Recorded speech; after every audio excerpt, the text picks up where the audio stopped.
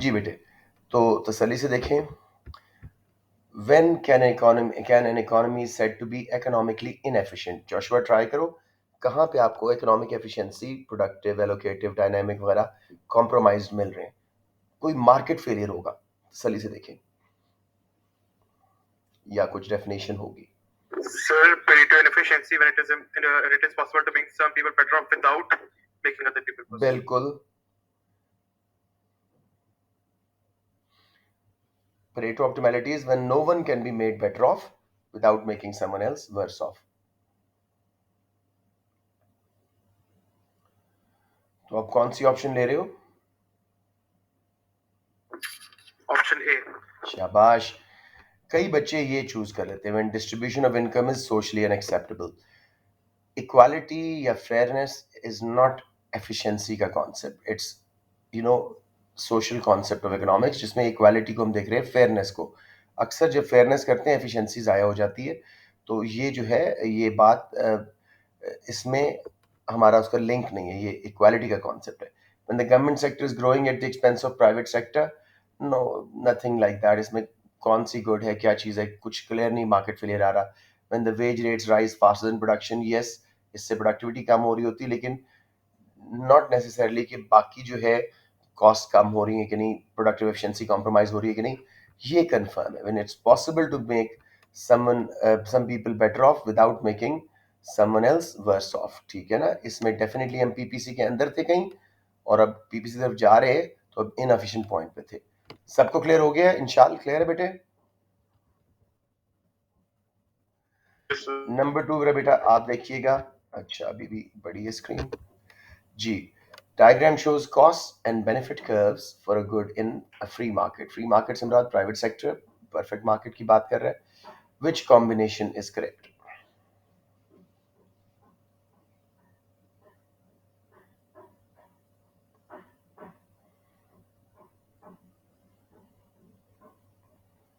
Sir B.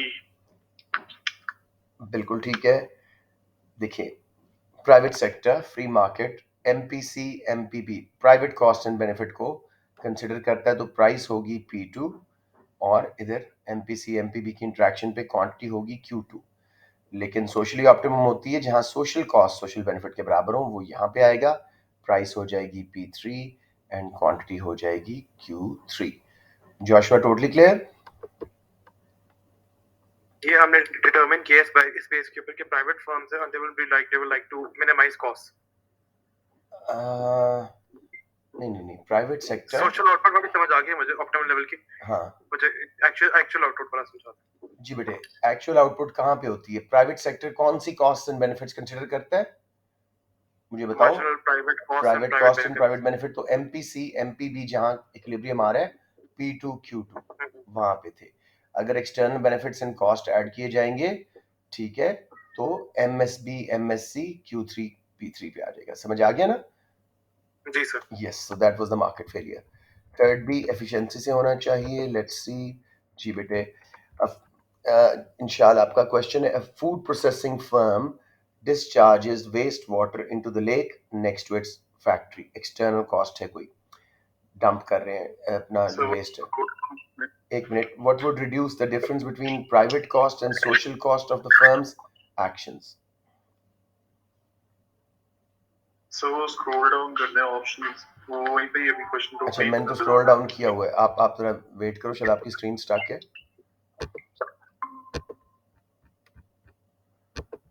इंशाल्लाह ठीक हो गया।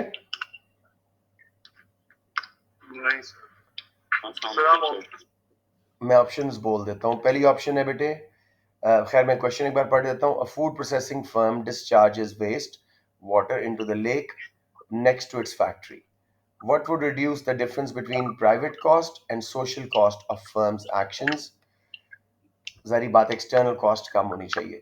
Option A, local residents are given the right to buy the firm's food at a discount. ये सही है या गलत है इंशाल्लाह? सर ये नहीं होगा। Very good. The government subsidizes the food processing firm. नहीं सर। ज़ाहिर बात है, वो ऑलरेडी एक्सटर्नल कॉस्ट कर रहे हैं, उन पर तो टैक्स लगाना चाहिए। The lake is bought by food processing firm. Sir ये हो सकता है क्योंकि वो Yes. पार्ट जो लीक है वो एक्सीलेंट, उसका ही क्योंकि पार्ट बन जाएगी। एक्सटर्नैलिटी इंटरनलाइज हो जाएगी, थर्ड पार्टीज को देने की बजाय गवर्नमेंट क्लीन अप नहीं करेगी, थर्ड पार्टीज पे पोल्यूशन का मसला नहीं होएगा, फर्म खुद क्लीन करेगी अपने इसको, ठीक है ना। तो जोशुआ इब्राहिम क्लियर हैं क्वेश्चन नंबर 3 पे? जी सर। वेरी गुड इब्राहिम, हमने पहले 2 क्वेश्चन किए थे, वो आप जरा देख लीजिए, अब रिकॉर्डिंग मैं कर रहा हूँ। इंशाल्लाह has your screen started working? Yes sir. Good Ibrahim, ये आप देखिएगा, diagram shows attainable indifference curves I1 and I2 for good x and y. Which point represents the highest level of satisfaction currently attainable?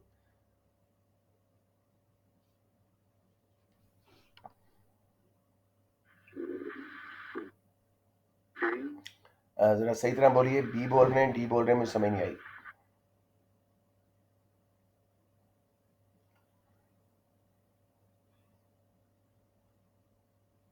Ji Ibrahim, I am waiting. Which point represents the highest level of satisfaction? D for dog, बिल्कुल सही है। देखो B and ए उसके lower indifference curve में है, rational consumer always prefers more over less, I2 higher पे है, उस पर प्रेफर करेगा, डी उसके कॉम्बिनेशन के अंदर आ रहा है, आईसी के ऊपर आ रहा है, अलबत्ता सी पॉइंट अभी उसके लिए अनअटेनेबल है, तो D is currently available highest satisfaction point. So Inshal Joshua, any questions?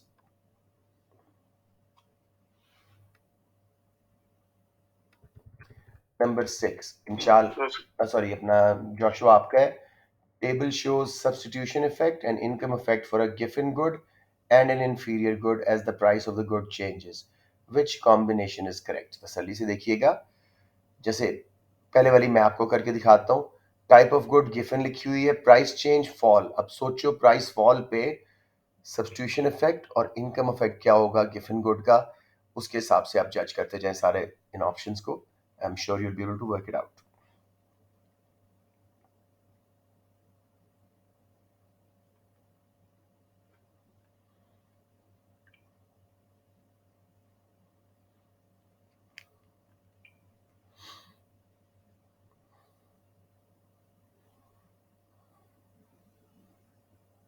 नहीं सर, कंफ्यूजन है इसमें।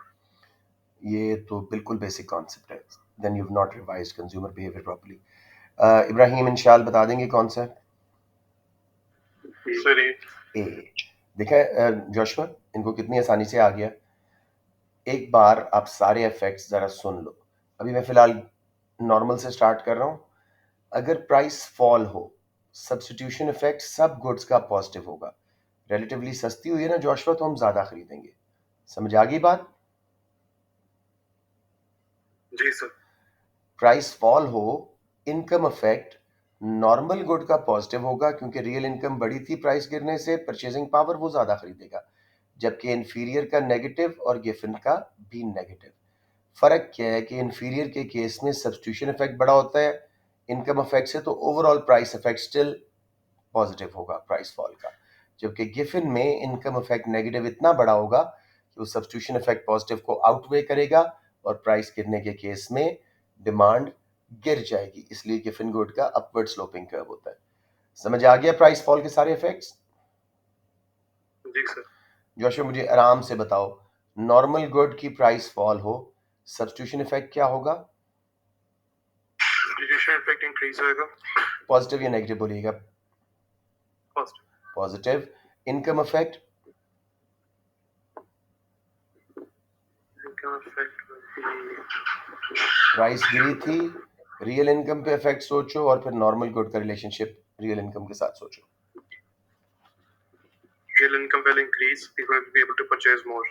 यानी नॉर्मल गुड है तो ज्यादा खरीदेंगे, तो पॉजिटिव, ठीक है। इस तरह आपने आंसर करना है, सब्स्टिट्यूशन पॉजिटिव, इनकम पॉजिटिव, मिल मिला के प्राइस एंड सब्स्टिट्यूशन दोनों पॉजिटिव, तो टोटल प्राइस इफेक्ट भी पॉजिटिव। ठीक हो गया जोशुआ? अच्छा, अब मैं इंफीरियर का आपसे पूछ रहा हूँ। प्राइस गिरी है मेरा बेटा, सब्स्टिट्यूशन इफेक्ट सब गुड्स का सेम होता है, सब्स्टिट्यूशन इफेक्ट क्या होगा? नेगेटिव। दोबारा सुन लें जोशुआ, पॉजिटिव होएगा। प्राइस गिरी थी ना, रिलेटिवली चीपर है, ज्यादा खरीदेंगे, पॉजिटिव। इनकम इफेक्ट क्या होगा इंफीरियर गुड का?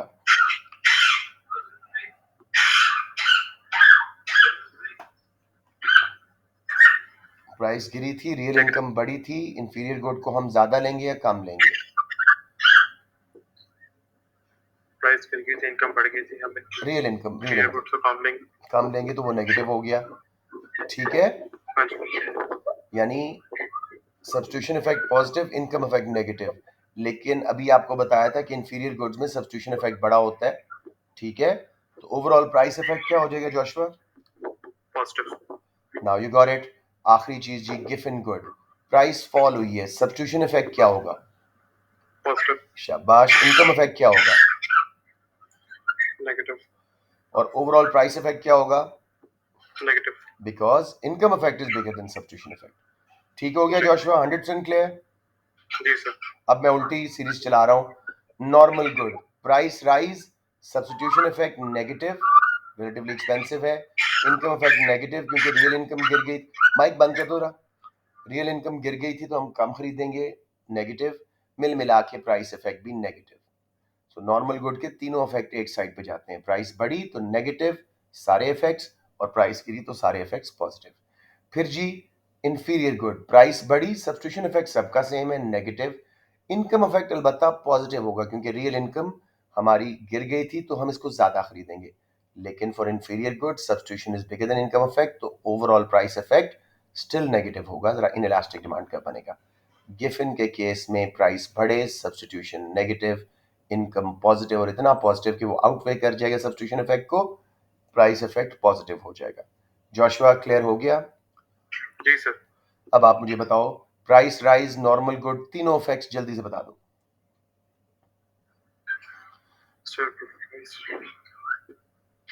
सर प्राइस राइज होगी, हमारी इनकम डिक्रीज करेगी, all effects will be negative. शाबाश। प्राइस राइज हुई है, इंफीरियर गुड के इफेक्ट्स बताओ एक एक करके। सब्स्टिट्यूशन क्या होगा? Substitution effect. आपकी आवाज कट गई थी। प्राइस बढ़ी है, रिलेटिवली एक्सपेंसिव हुई है, सब्स्टिट्यूशन इफेक्ट सबका सेम होता है, क्या हो जाएगा? Substitution effect will be negative. And income effect will be Positive. and overall price effect will be Still negative. because substitution is bigger than income effect. Giffen का बस लास्ट कर लो। Price rise, Giffen good का substitution effect Negative. Income effect will be positive, but it will be positive by a lot and it will outweigh the effect. ये चीज, और overall price effect will also become positive. ठीक है। अब आप option देखो ए।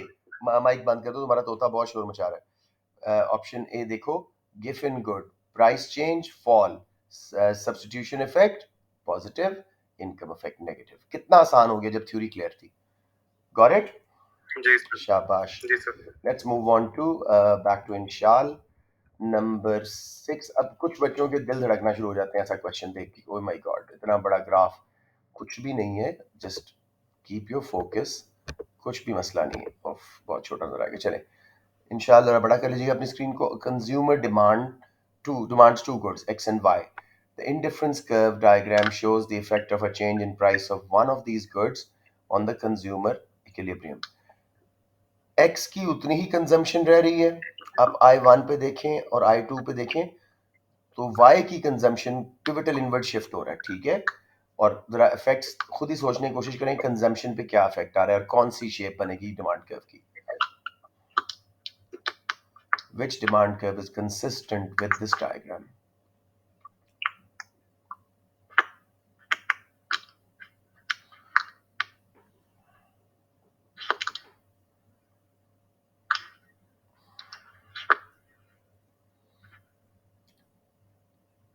थोड़ा सा इसने डिफरेंट बनाया from the normal types of goods we make. आपको समझ आ जाएगी अगर सही तरह समझ गया तो इसको।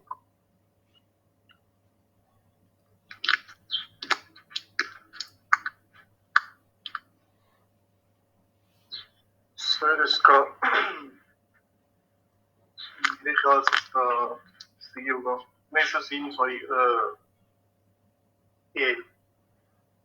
ए, price of Y, quantity of good Y. शाबाश, परफेक्टली इनइलास्टिक। क्योंकि देखें दोनों आईसीज के इक्विलिब्रियम बजट लाइंस पे, ये देखें क्वांटिटी में कोई फर्क नहीं पड़ रहा वाई की प्राइस राइज होने के बाद। सारी बातें नीचे शिफ्ट हुआ था लेकिन बजट लाइन, लेकिन इंडिफरेंस कर्व जहां इक्विलिब्रियम आ रहा है वही क्वांटिटी रह रही है, तो परफेक्टली इनइलास्टिक। ए और डी बच गए। ए इज करेक्ट क्योंकि price of Y and quantity of Y का यहाँ पे कॉम्बिनेशन दिया हुआ है, नीचे वाला एक्स का था, उसको हम नहीं करेंगे। समझ आ गया बच्चे? इब्राहिम, जोशुआ, या कोई कंफ्यूजन? नहीं सर, क्लियर हो गया। Very good. अब देखो मेरा बेटा, ये हो गए हमारा कंज्यूमर बिहेवियर खत्म, 3 एफिशिएंसी से आए और 3 इससे आ गए, नॉर्मली 2 आते हैं लेकिन 3 आ गए। अब हम चल रहे हैं market structures, production and cost, इनको माइंड में रखना, प्रोडक्शन एंड कॉस्ट से स्टार्ट हो सकता है। Ibrahim, in many developed economies large and small firms often exist side by side in the same industry, production and cost का क्वेश्चन है। what is most likely to explain the survival of small firms? कौन सी reason है, अपने business में भी पड़ा हुआ है, सर्वाइव क्यों करती हैं छोटी फर्म्स?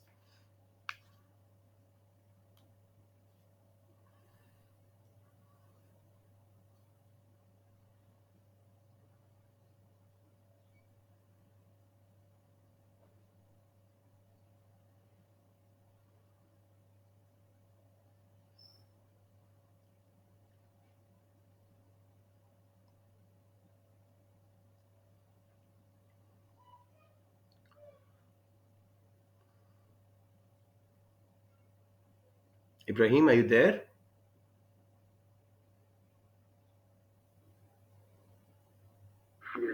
जी, मैं वेट कर रहा हूँ।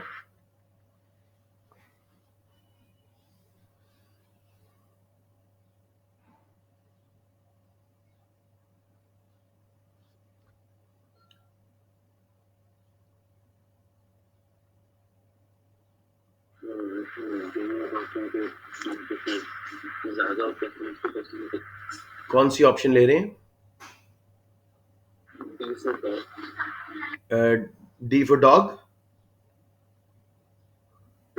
बिल्कुल सही है।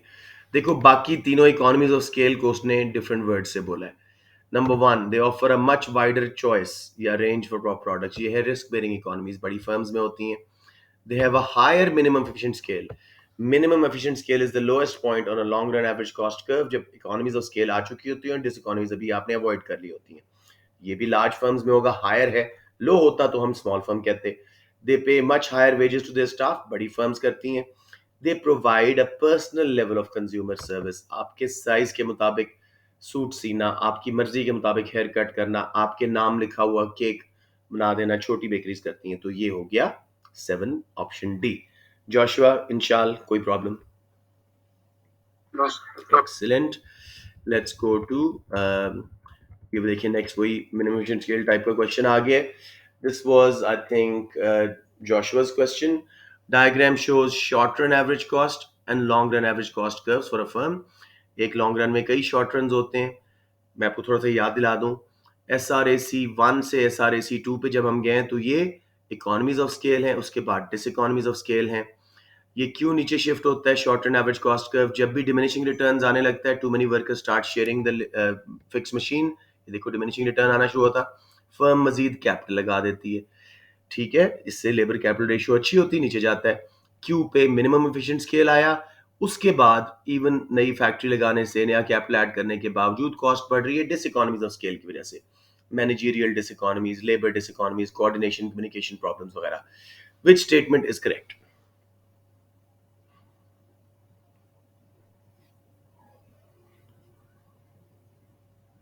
Sir, I think option B is correct. B is correct, शाबाश। अच्छा, पहली वाली क्यों गलत है? When each of the three short and average cost curve is U-shaped, it shows existence of economies of scale. बताइएगा मुझे कोई बच्चा भी। Economies of scale तब exist करें जब short run SRAC डिक्रीज हुआ है SRAC 2 पे। नहीं, मैं आपसे पूछ रहा हूँ कि उसने पहली ऑप्शन जो दी है, when each of three short run average cost curves is U-shaped, it shows existence of economies of scale. Short run average cost curve क्या दिखा रहा होता है कोई? हाँ, जो diminishing return, increasing and diminishing returns, increasing and diminishing returns. Long run में economies and diseconomies of scale होती है, तो इसलिए वो ऑप्शन गलत थी। ठीक है,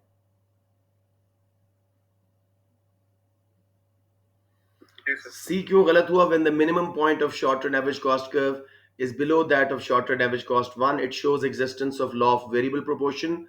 Law of variable proportions दूसरा नाम है law of diminishing returns का। तो law of diminishing returns short run का है, ये लॉन्ग रन के कॉन्सेप्ट में उसको मिक्स करवा रहा है। लॉन्ग रन में तो short run average cost curve लगे हुए हैं, तो वो कह रहा है कि उसकी एग्जिस्टेंस क्यों है? लॉ ऑफ डिमिनिशिंग रिटर्न्स की वजह से नहीं, this is because of economies of scale. When the minimum point of short and average cost curve AC2 is below that of SRACC, it shows the existence of economies of scale. नहीं, this shows diseconomies of scale. याद रखिएगा, all points on long run average cost curve for that particular level of output is the least cost level. लेकिन सबसे lowest minimum efficient scale है. Least cost level क्यों है हर point? क्योंकि labour capital की कॉम्बिनेशन ठीक है. Economies and diseconomies of scale उसको ऊपर नीचे ले जा रही हैं. प्रोडक्शन कॉम्बिनेशन में फैक्टर्स ऑफ प्रोडक्शन के कोई मसला नहीं है. Are you all clear? मैंने जरा डिटेल में करा दिया ताकि नेक्स्ट टाइम भी ऐसा कोई क्वेश्चन हो तो आप मसला ना हो. But well done Joshua. Anyone जी, any questions here? Okay, back to Inshal. What is most likely to rise as a firm expands? तसल्ली से देखो.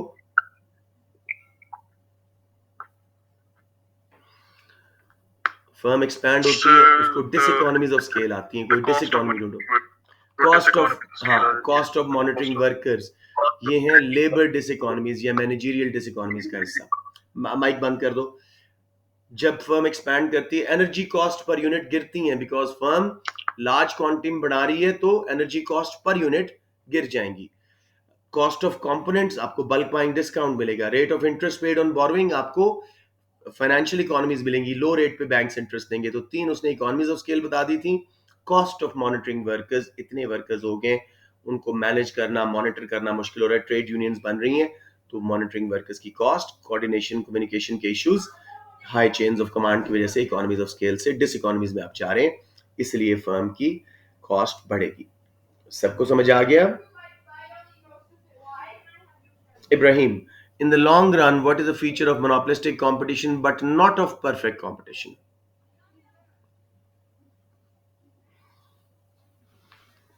मेजर डिफरेंस दोनों में पूछ रहे हैं आपसे. Long run is just a throw off statement. यहां पे तसल्ली से समझिएगा.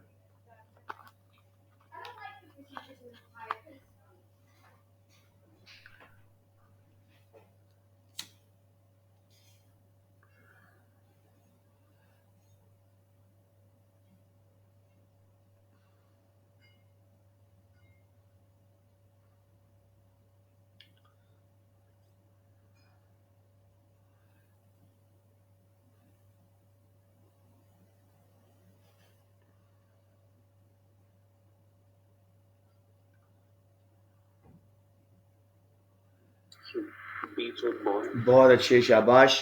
तसल्ली से अब देखते हैं. स्मॉल नंबर ऑफ बायर्स, दोनों में लार्ज नंबर ऑफ बायर्स होते हैं. गलत statement. C, existence of abnormal profits, long run में दोनों नॉर्मल प्रॉफिट्स कमाती हैं. गलत स्टेटमेंट है दोनों के लिए. Existence of barriers to entry, दोनों में बैरियर्स टू एंट्री ना होने के बराबर होते हैं. परफेक्ट में जीरो और इसमें बहुत ही कम. प्रोडक्ट डिफरेंशिएशन, परफेक्ट कंपटीशन में यूनिक, सॉरी, होमोजीनियस प्रोडक्ट्स होती हैं, इसमें डिफरेंशिएटेड होती हैं. जोशुआ, क्लियर बेटे? जी सर. Very good. इंशाल देखिएगा फिर एक लॉन्ग रन एवरेज कॉस्ट का क्वेश्चन है.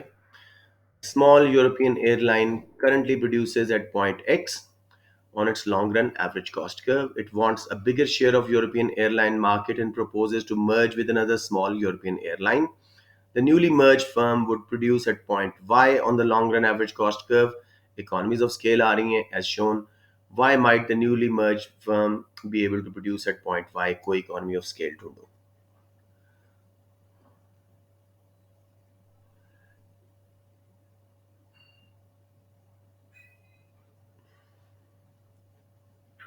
Sir, A. Very good. Bulk buying discount on fuel. B क्या था? Many layers of management, coordination problems, diseconomies of scale, communication problems. New airline is unable to hire enough pilots. इसमें भी cost बढ़ेगी. ठीक है, ये external diseconomy है. The workforce of new airline lacks morale and is demotivated. Specialization है, बार बार एक काम करके बोर हो रहे हैं, उसमें भी cost बढ़ेगी. सिर्फ A was correct. Ibrahim, Joshua, clear? As a class, you guys are doing very well. अब next है जी जोशुआ का. Yes, sir.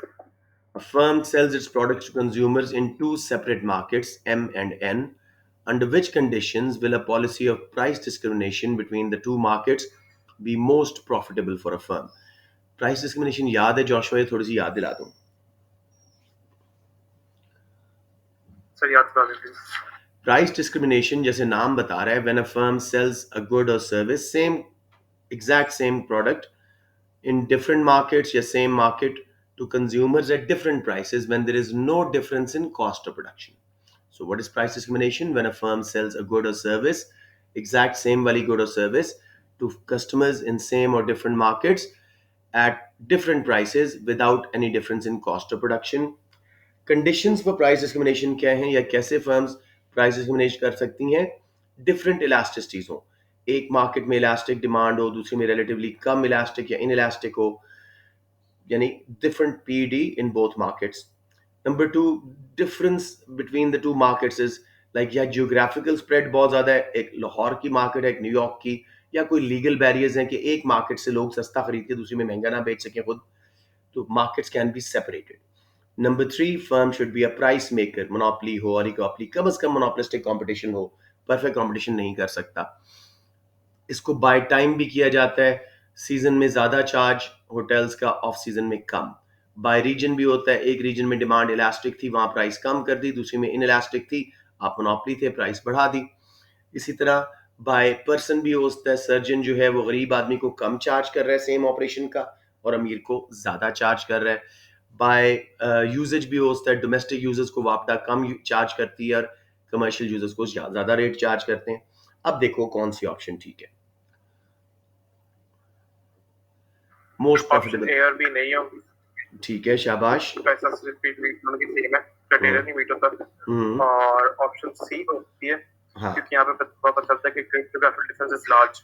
डिफरेंस लार्ज है और इलास्टिसिटीज फर्क है. एग्जांपल दें तो फिट होती है. इलास्टिसिटीज फर्क है, एक में बहुत इलास्टिक है, एक में कम इलास्टिक है, एक में जरा कम प्राइस करेगा, एक में बहुत कम करेगा, डिस्क्रिमिनेशन होगी. ठीक है ना? जी सर. वेरी गुड, शाबाश जोशुआ, तुम समझ बहुत जल्दी आते हो, बस प्लीज आते रहो. Number 13, इंशाल, community relies on a private company to supply electricity using a coal fired power station.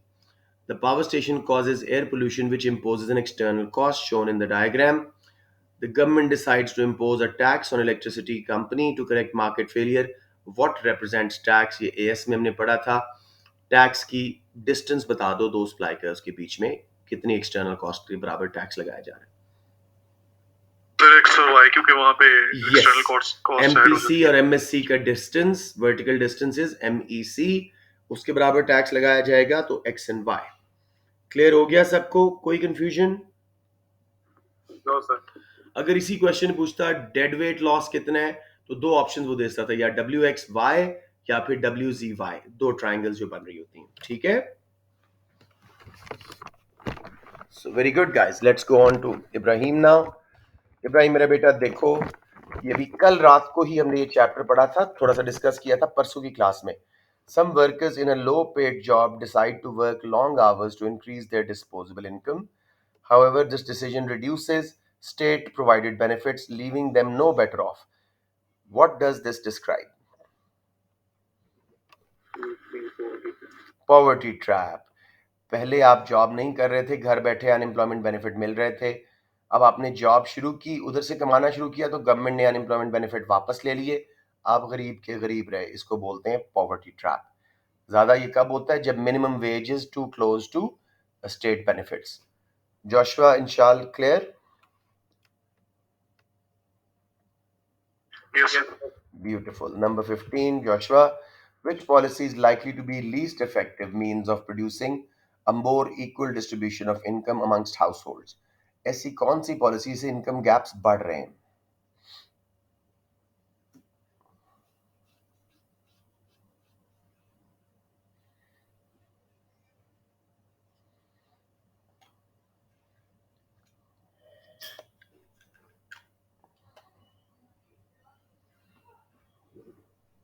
Sir option A में क्या लिखा वैसे समझ नहीं आ रहा. Imposition of minimum wage levels below the levels produced by the market. Equilibrium से नीचे लगा दिए गए मिनिमम वेज को,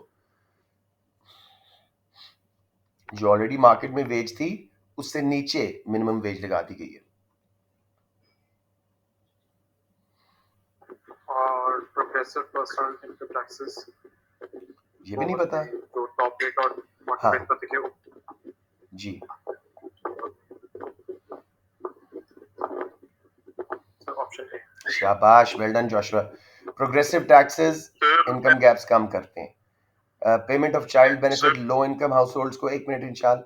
removal of sales tax, indirect taxes progressive regressive होते हैं, उनको हटाया जाए, specially food consume by lower income household, तो उससे भी इनकम गैप्स कम होने का चांस है। मिनिमम वेज इनफेक्टिव लगी हुई थी, उसका इफेक्ट ही नहीं आएगा, जो पहले वेज थी वही रहेगी, तो लीस्ट लाइकली ये है कि इनकम डिस्ट्रीब्यूशन को बेहतर करेगी। जी आप पूछें। सर मैं 5 मिनट में आ रहा हूँ। अच्छा ठीक है ठीक है, नो वरीज नो वरीज काम के लिए बुला। No worries no worries. Ibrahim और जोशुआ मैं इनसे करता हूँ। इब्राहिम देखो number 16, table shows the main characteristics of employment in two occupations. Wage दी हुई है, एनुअल लीव्स हैं, average length of work, job security, length of training course to obtain job qualification. What can definitely be deduced from the table? तसल्ली से देखिएगा।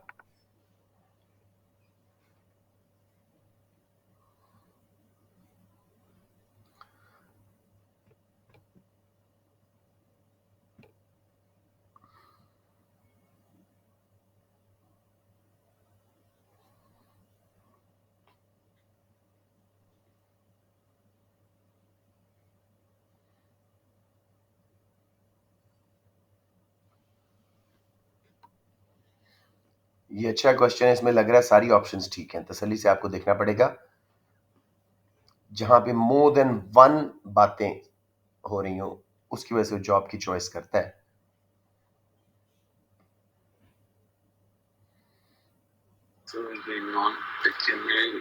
Yes, D is correct, ठीक है।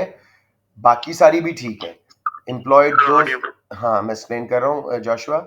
Those employed in occupation Y attach greater importance to job security, possible high job security है, लेकिन उसमें और भी बहुत सारी चीजें हैं, we can not be 100% sure कि इसी वजह से हो रहा है। Those employed in occupation X attach less importance to leisure activities, yes उसमें घंटे ज्यादा हैं काम के, लेकिन ये कौन कह सकता है कि बाकी टाइम में वो लेजर कितना करते हैं, और दूसरे वाले शायद लेजर ना लें, उनको और सेकंड जॉब करें। सो ये 100% नहीं है। C, there be more competition for places on training courses to enter occupation X than occupation Y. वो 1 साल की ट्रेनिंग है, वो 2 साल की है, लेकिन रिजल्टेंट सैलरीज और नॉन पेशनरी बेनिफिट्स मिला के तभी पता लगेगा किधर ट्रेनिंग के लिए लोग ज्यादा जाएंगे। D, occupation X has more non pecuniary यानी नॉन मॉनेटरी बेनिफिट्स एडवांटेजेस। देखो 10 छुट्टियां मिलती हैं उनको 5 की जगह, 4 घंटे काम करते हैं हर हफ्ते में compare to 48, job security high है, ठीक है।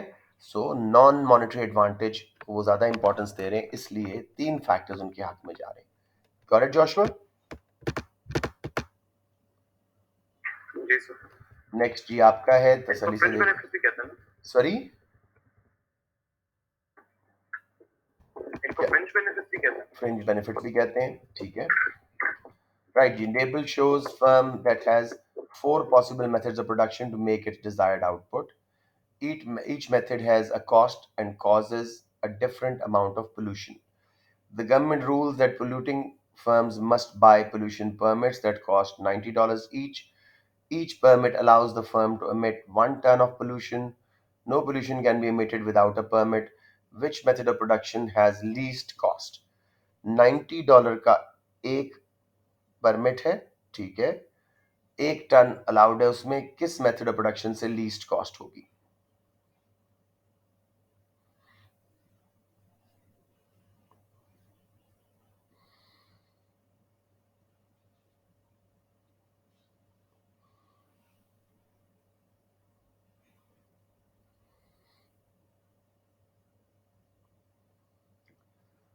समझ आ रहा है? कुछ सिरा मिल रहा है या मैं हेल्प कर दूं थोड़ी सी? 1 minute. Sure.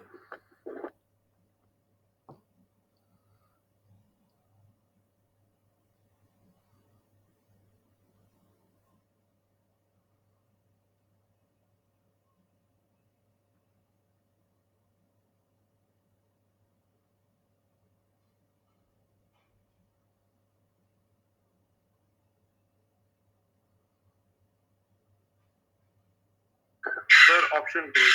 Very well done Joshua, कैसे किया, शाबाश।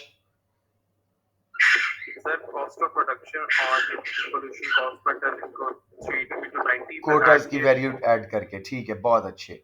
380 प्लस 180 ये 560 में बन जाएगा, बाकी किसी में भी 560 से कम नहीं बन रहा। सी में 570 है, ए में 320 प्लस 270, तीन परमिट्स लेने पड़ेंगे 590।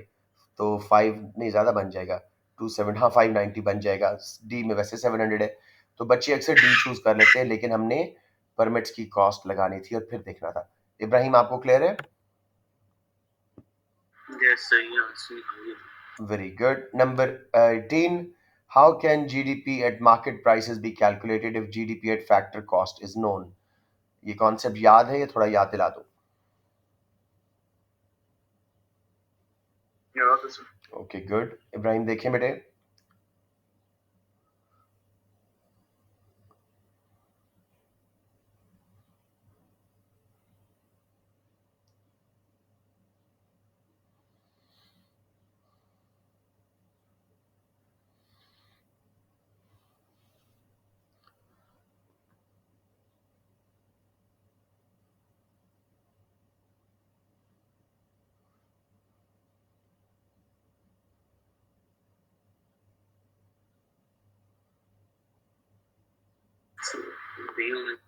नहीं, आपने बोला क्या किया है? आपने मार्केट प्राइसेस से फैक्टर कॉस्ट का फॉर्मूला जो आपने पढ़ा हुआ है वो यूज किया है। अब फैक्टर कॉस्ट से मार्केट प्राइसेस में जाना है। इंशाल्लाह you want try?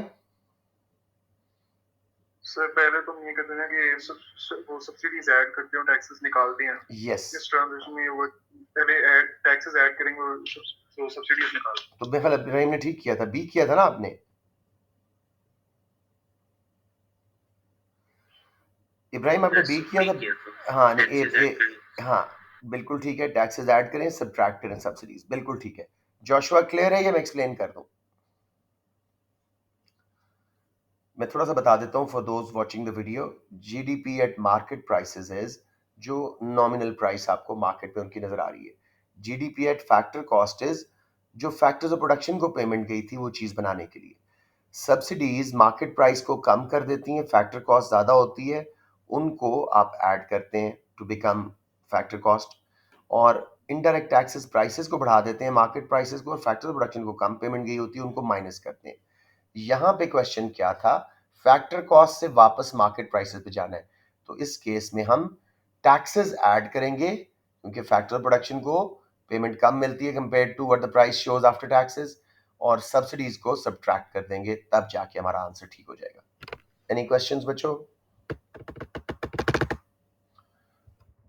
Good, let's move on to macro पे आ चुके हैं। Number 19, this one Inshal you're back, आप कर दो। Which characteristics of the population, the size of informal economy, hidden economy and the rate of inflation would mean that GDP is likely to be a relatively accurate measure as a comparison of living standards over time.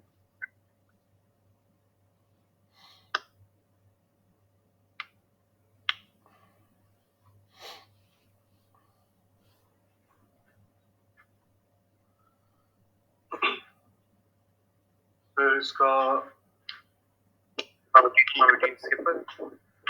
D बिल्कुल ठीक है, शाबाश। D बिल्कुल ठीक है, mic बंद कर दो, मैं एक्सप्लेन कर देता हूँ थोड़ा बच्चों को। जी, वो कहते हैं कौन सी कैरेक्टरिस्टिक पॉपुलेशन के, साइज ऑफ हिडन इकोनॉमी के और रेट ऑफ इन्फ्लेशन इस टेबल के मुताबिक would mean that GDP is likely to be a relatively accurate measure of comparison of standards of living. उनकी आवाज नहीं आ रही शायद। किसी का माइक तो ऑन नहीं है, जरा बताएं। Can you hear me guys?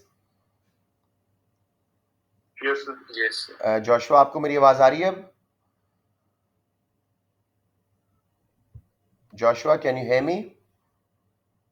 तो क्लास में नहीं आ। उसका अपना माइक जा रहा था, वो अपना इंटरनेट जा रहा था। डी ऑप्शन है जी, पॉपुलेशन स्टेबल होगी तो जीडीपी पर हेड में इतना फर्क नहीं पड़ेगा। Size of hidden economy small है तो जीडीपी में और रियल लिविंग स्टैंडर्ड्स में इतना फर्क नहीं पड़ेगा। रेट ऑफ इन्फ्लेशन स्टेबल है तो रियल जीडीपी में कन्वर्ट कर किए बगैर वो काफ़ी एक्यूरेट होगा। वही जो हमारा मॉडल आंसर्स में से क्वेश्चन था। Ibrahim table gives the percentage of employment in primary, secondary and tertiary sector in 4 countries. Which country is most likely to be developed? आप अच्छी तरह जानते हैं इस कॉन्सेप्ट को. Very good. प्राइमरी में सबसे कम है, सेकेंडरी में 40 और 45 हाईएस्ट, टर्शरी में. बहुत अच्छे. ये वाले मुझे नफरत वाले क्वेश्चंस आ गए जी. इंशाल करेंगे. Diagram shows unemployed persons in millions. Percentage नहीं है, रेट नहीं है. For the years 2000 to 2016 for the European Union, during which period was the highest rate of increase in unemployment experienced?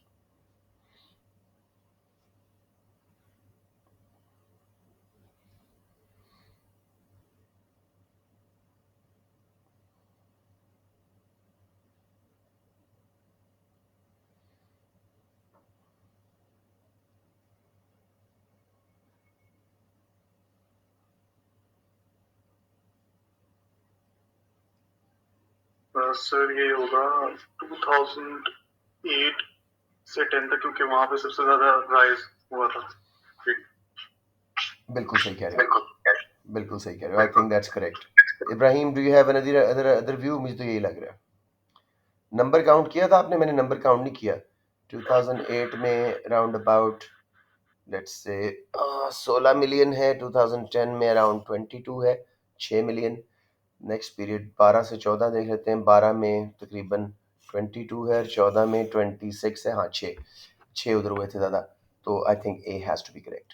So B has to be correct. 8 to 10. Ibrahim clear है? Good. Next आप कर लो मेरा बेटा. Simple सा question लग रहा है. Large coal mine is forced to close because of falling demand for coal as consumers switch to less polluting fuels. Government organizes retraining courses and recruitment events for the coal mine workers. Which type of unemployment is the government trying to reduce? Question mark. Structural. जब एक particular good की demand गिर जाती है because of change in fashion, taste, attitudes, या फिर internationally कोई domestic good के बदले में इंपोर्ट आ गई या टेक्नोलॉजी एडवांस, तो स्ट्रक्चरल सब उसका हिस्सा है. Very good. Number 23. Inshal, economists have proposed that the best policy to promote development is trade, not aid. What is implied by this proposal?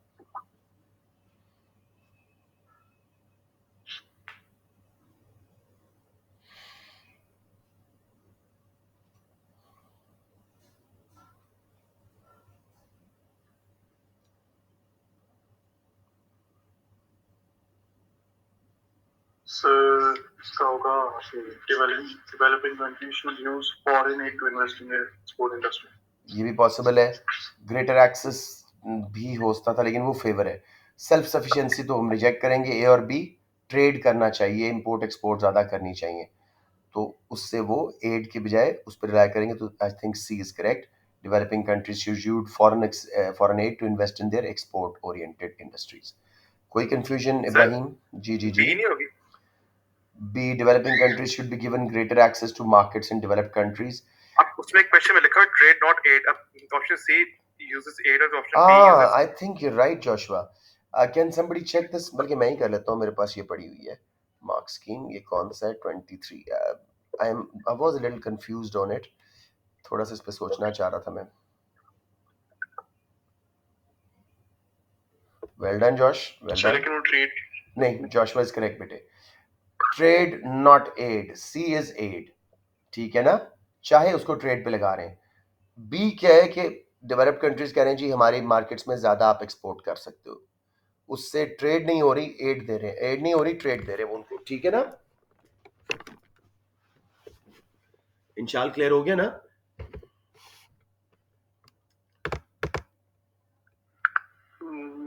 Yes sir. No, दोनों options अच्छी थी, लेकिन yes the way Joshua put it कि sir उसने कहा trade not add, तो उसमें B ही बनता है. ए और बी तो सेल्फ सफिशिएंसी है, खुद इंपोर्ट सब्स्टिट्यूटिंग इंडस्ट्रीज लगा रहे हैं, वो तो रिजेक्ट होती हैं साफ. सी करेक्ट लग रही थी, लेकिन फॉरेन एड लेके उन्होंने इन्वेस्ट किया एक्सपोर्ट इंडस्ट्रीज में. ठीक है, तो इसलिए बेस्ट वो होगा. ये कौन आया हमारी क्लास में? अच्छा, मुझे लगा कोई बच्चे ने ज्वाइन किया, सॉरी. आपका ऑडियो बार बार बंद हो रहा था, तो इसलिए रीजन करना पड़ता. अच्छा, अब ठीक हो गया? जी सर. ओके. मल्टीप्लायर अभी परसों की क्लास में भी सिखाया था, तो जिसको नहीं पता मुझे बता दो, मैं वैसे करवाऊंगा डिटेल में ही. Table shows the values of selected macroeconomic variables over a period. What is the value of multiplier? बेटे देखो हमारे पास investment, saving, exports, imports, government, उसने इंजेक्शंस भी बता दिए हैं और विड्रॉल्स भी बता दिए। ठीक है, तो हम तसल्ली से देखते हैं ईयर 1 और 2 के बीच में इन्वेस्टमेंट कितनी बढ़ी है। 200 से 220 कितना इंजेक्शन आया है? 20 का। सेविंग एट विड्रॉल है, उसको छोड़ दो। एक्सपोर्ट्स का कितना इंजेक्शन आया? 100 से 110 तक, 10 का, 30 टोटल इंजेक्शन हो गए। गवर्नमेंट स्पेंडिंग 10 से बढ़ी है, 40 हो गए, 40 का इंजेक्शन आया और नेशनल इनकम 1800 से 2000 पे गई है। So change in injection over change in income, national income over change in injections. 200 का चेंज आया है नेशनल इक्विलिब्रियम इनकम में, 40 का इंजेक्शन आए थे, 5 टाइम्स मल्टीप्लायर, ऑप्शन सी। किसी को ना आया हो तो मैं दोबारा बता दूं। मुझे श्योर बेटे, मैं आपको इसको लेके जाता हूं ताकि हम तसल्ली से सॉल्व करके देख लें। क्या आपके सामने डेटा है जोशुआ? जी सर। इसका फॉर्मूला मल्टीप्लायर का एक है, जब कोई इंजेक्शन वो आपको अमाउंट बताता है और कहता है उसके रिजल्ट में कितना मल्टीप्लायर आया है, वो एक अलग चीज है। यहाँ पे उसने आपको नेशनल इनकम चेंज बता दी है और इंजेक्शन चेंजेस बता के पूछ रहा है कितना मल्टीप्लायर आया है। एक इन एडवांस करने वाला होता है, ये बाद में करने वाला है। नेशनल इनकम 1800 से 2000 गई है, मल्टीप्लायर को हम के बोलते हैं। इसका फॉर्मूला है change in income, national income over change in J injections. Change in national income आई है 1800 से 2000, 200 मिलियन और बिलियन वो बढ़ी है। इन्वेस्टमेंट 200 से 220 गई थी, 20 का इंजेक्शन था। एक्सपोर्ट्स 100 एंड 110 पे गई थी, 10 का इंजेक्शन था, दूसरा इंजेक्शन। थर्ड, गवर्नमेंट एक्सपेंडिचर 150 से 160 पे गया था, 10 का इंजेक्शन। टोटल इंजेक्शंस को जमा करें तो 40 मिलियन डॉलर्स का इंजेक्शन आया है, या बिलियंस का। आंसर आ गया 5 टाइम्स। इंजेक्शन 40 मिलियन के थे, नेशनल आउटपुट, नेशनल इनकम 200 से बढ़ी, इतना मल्टीप्लाइड इफेक्ट आया। जोशुआ क्लियर या नहीं बेटे? जी बिल्कुल ठीक है सर, थैंक यू। शाबाश, ये कैलकुलेट करना सीख लें। 2 ही एंगल है, दूसरे एंगल पे क्वेश्चन आएगा वो भी करा दूंगा, वीडियो लगा दी वैसे पिछले की। जी, what is most likely to increase if an economy enters a negative output gap? ये यूनिट 3 है जिसके ऊपर आज शाम को हमने बात करनी है। इंशाल्लाह कर सकते हो इसको।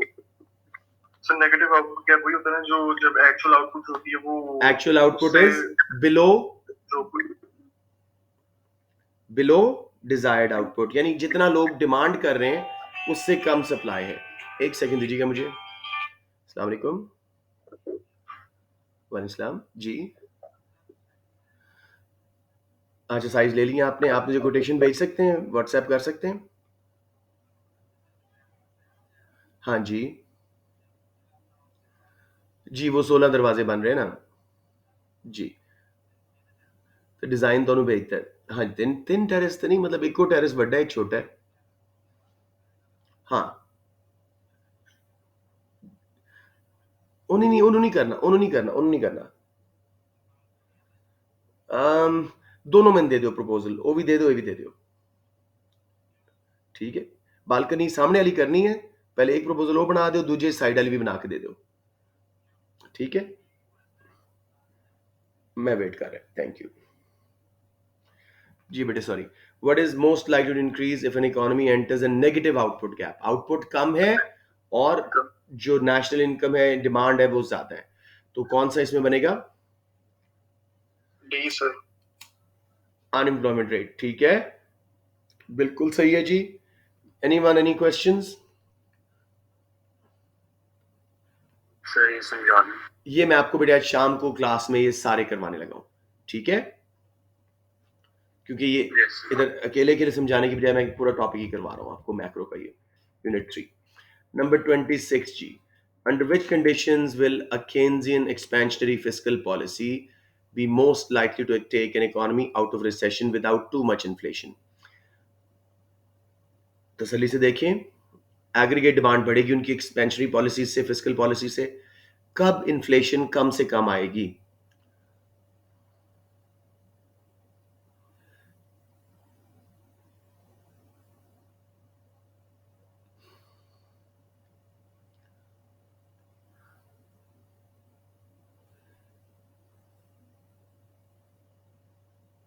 बहुत आसान क्वेश्चन है, एएस का कॉन्सेप्ट है जो A2 में दोबारा आता है।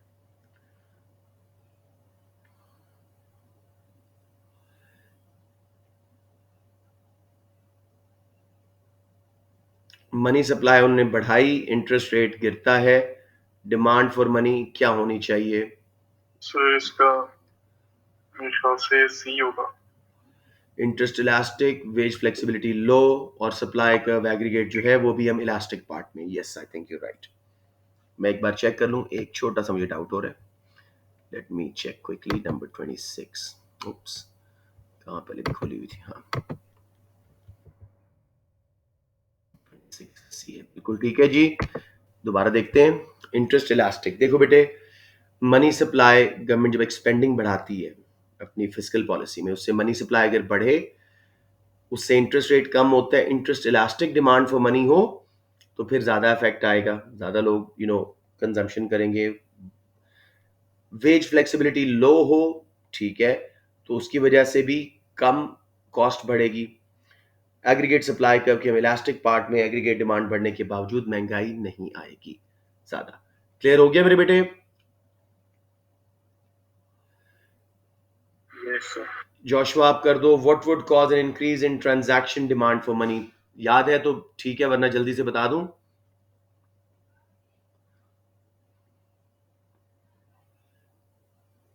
जोशुआ है क्लास में कि नहीं?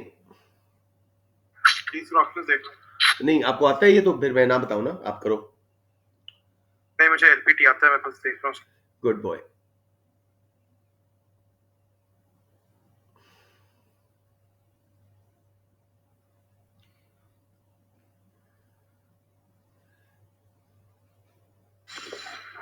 सर ए नहीं हो सकता, सी भी नहीं हो सकता, बहुत अच्छे, शाबाश। डी डी भी नहीं होना चाहिए, बहुत अच्छे। बी होगा। Increase in nominal national income, demand for money for transaction motive के तीन फैक्टर्स हमने पढ़े थे। इन्फ्लेशन रेट ज्यादा हो तब लोग ज्यादा कैश रखते हैं अपने पास डेली ट्रांजैक्शन के लिए, इनकम लेवल ज्यादा हो अमीर ज्यादा रखता है, और साथ में उसके अंदर था प्राइस, कितने अरसे बाद वेज मिलती है। अगर जल्दी मिलती है तो कम कैश रखते हैं हम अपने पास, अगर महीने बाद 6 महीने बाद मिलती है ज्यादा कैश रखते हैं ट्रांजैक्शन के लिए। So increase in nominal national income, option B should be correct. Interest rate का बॉन्ड्स के साथ प्राइसेस का स्पेकुलेटिव मोटिव का ताल्लुक है, ट्रांजैक्शन एंड प्रिकॉशन का नहीं है। Number 28, Ibrahim, what may lead to reduction in bank lending in a country? क्यों बैंक्स कम लेंड करेंगे? इजी है।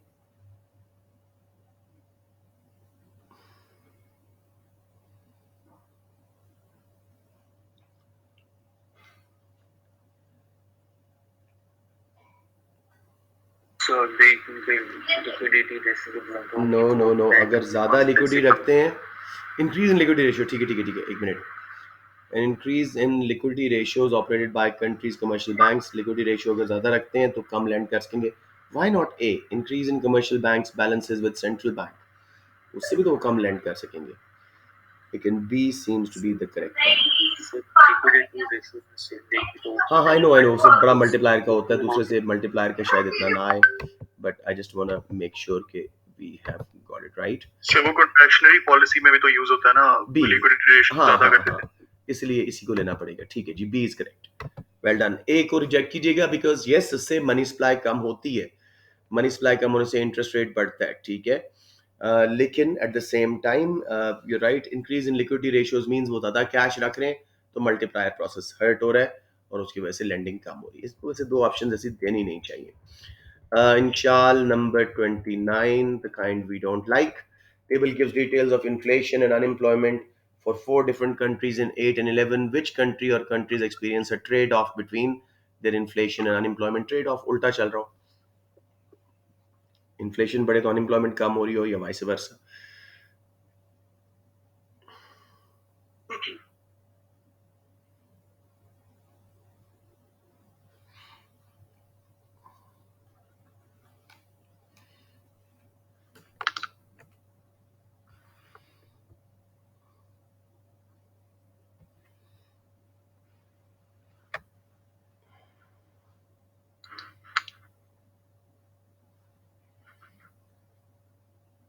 सर मेरे ख्याल से ये होगा फ्रांस और जर्मनी, क्योंकि फ्रांस की अनएम्प्लॉयमेंट इन्फ्लेशन रेट जब कम हो रहा है तो अनएम्प्लॉयमेंट रेट बढ़ रहा है, और जापान की जब इन्फ्लेशन रेट माइनस में चलेगी तो अनएम्प्लॉयमेंट रेट जो है वो बढ़ गया। तो कौन कौन सा ले रहे हैं आप? फिर सी। C, France and Japan seems just about right. Let's just have a quick check rather than trying to work it out. Yes, you're right. Shabash. Let's go to the last one, Mr. Joshua.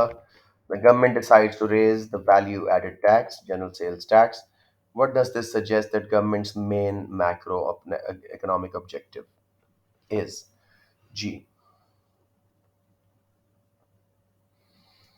Value added tax. Indirect tax होता है, शाबाश.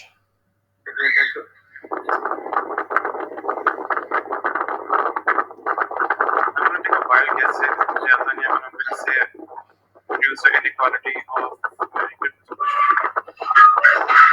कौन सा ले रहे हो शाबाश? Option बताओ. I chose B. Sorry, B. नहीं, बी तो बिल्कुल गलत है. इनकम इनइक्वालिटीज बढ़ जाती हैं. Indirect taxes are regressive in nature. याद है ना, आटे की बोरी पे सेम टैक्स गरीब भी दे रहा है, अमीर भी दे रहा है. हाँ जी हाँ जी। तो गलत हो गया. और सोचें. रिड्यूस लेवल ऑफ अनएम्प्लॉयमेंट नहीं, इन्फ्लेशन भी नहीं, reduce deficit budget. Budget deficit कम करना चाह रहे हैं, इनडायरेक्ट टैक्स लगा के अर्निंग अपने रेवेन्यू बढ़ाना चाह रहे हैं. ठीक हो गया? हाँ जी ठीक ठीक। Yes, so that's it, G. I think it was a pretty productive class. Keep coming. Tomorrow we have a class at 11. मैं इसको अब सेव कर रहा हूँ आपकी इसको. हाँ हाँ हाँ, कहाँ गया मेरा ये? हाँ, इसको सेव कर देता हूँ और आपके